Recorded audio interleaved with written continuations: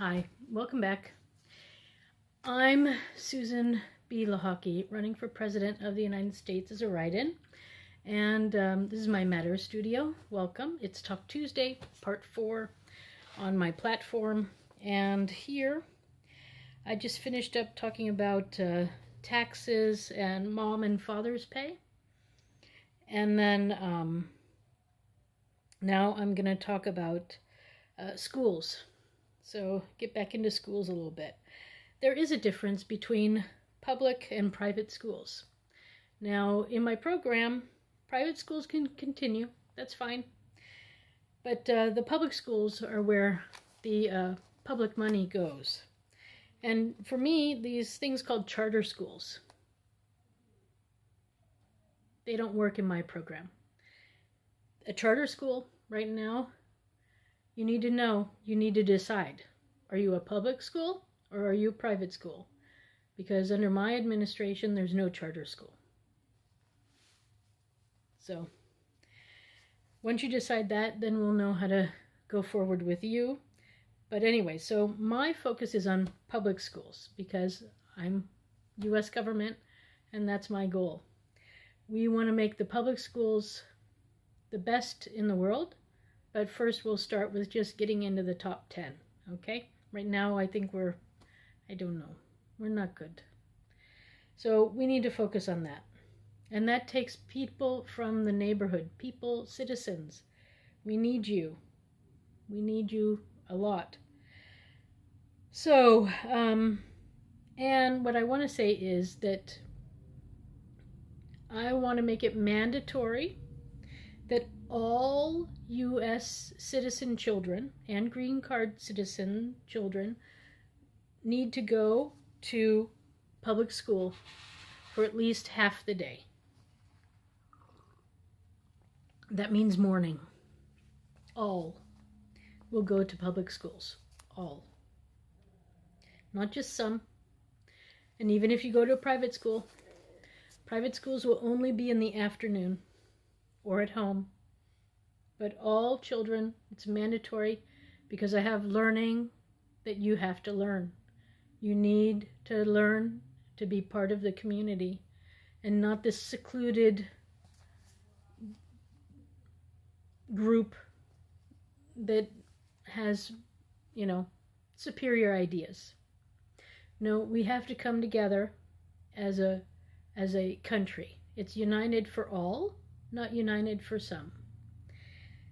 So, morning time will be at the public school, and then in the afternoon, kids can go to language schools, they can go to religious schools, they can do whatever they want, everything's possible.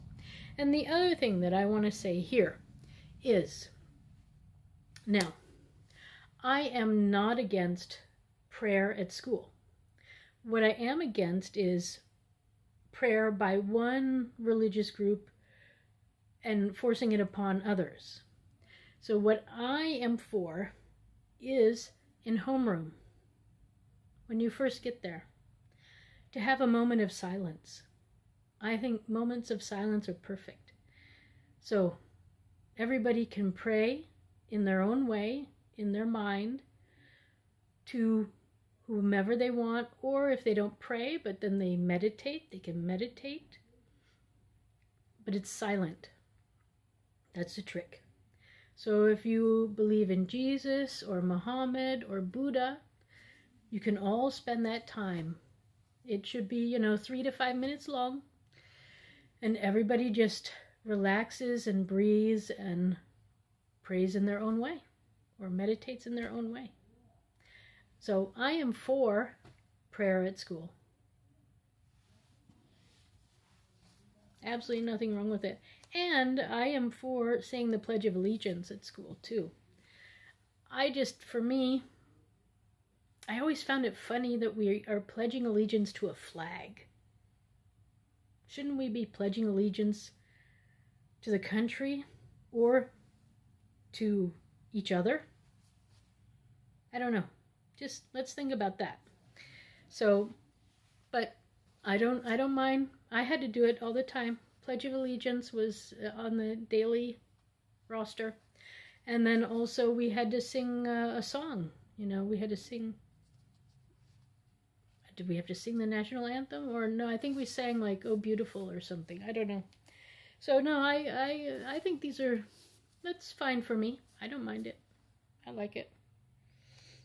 Then I think, so once we get the charter schools figured out as to what they want to be, then, and we start getting the public schools up to the ones that are falling behind up to a good level.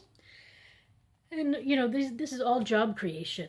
I'm talking about lots of jobs. So, you know, we need workers. We need educated people. So, you know, yeah. Then what we do is we need to have meetings with the governors and the mayors and HUD.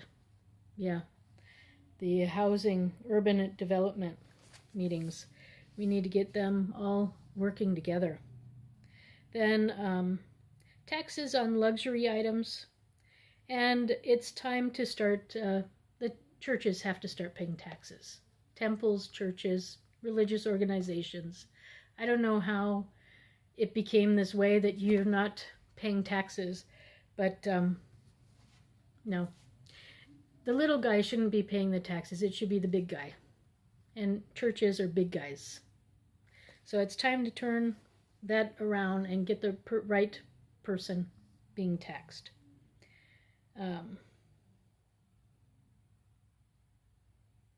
Yeah.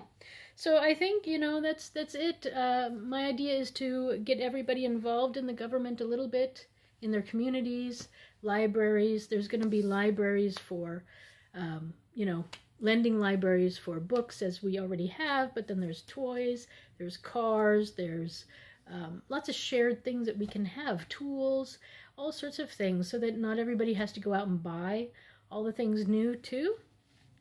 So lending libraries are a great way. And then yeah, so if we get that going in the next 1 to 2 years, that would be great. And then we can also sort of start working and building more job creation with infrastructure.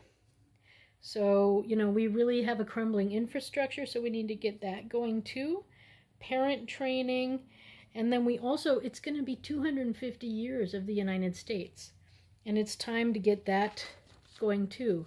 As you know, I would like to rewrite the Constitution to include all U.S. citizens. That includes Native Americans, African Americans, and women Americans. You know, we were ignored, all of us, in the first draft. So it's time. 250 years.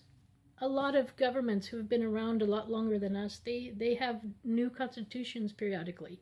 So this is a good anniversary to do that. And be, you know, united for all instead of for some. Then, yeah, we need to focus on apprenticeship programs for everybody. That's also people unemployed who need to get back into the workforce. We put them into an apprenticeship program, and then they, you know, like for teaching or, yeah, mainly teaching, I guess, at this point. Yeah, that would be the